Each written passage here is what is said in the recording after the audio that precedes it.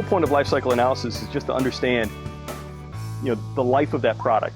So, most of us as consumers, go to the store, we look at the product, we consider its attributes, and we consider the price, and we decide to buy it or not. And life cycle analysis is meant to let us think about the life of that product before it got to the shelf. So what stuff was used to make it, and in the process of making that, were there additional impacts to society? And should we consider those additional impacts, even if they're not reflected in the price? And also, what's going to happen to that product after we use it? So is it going to be thrown away? Is it going to be recycled? As it's recycled or as it's thrown away, what are the additional impacts to society? And that's the whole point of life cycle analysis.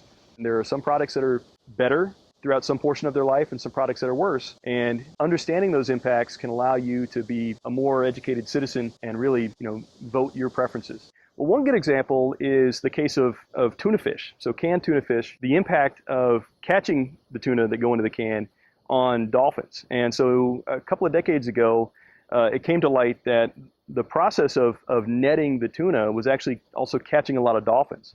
And there were groups that were concerned about this, and they made it known to consumers. They also made it known to the government, and they really pressured the retailers, the major retailers like Bumblebee and StarKist and so forth. And they also pressured the government to provide a label that then communicated to the consumers that the tuna that was contained in that can was either caught with nets that had specific technology that allowed the dolphins to escape or didn't.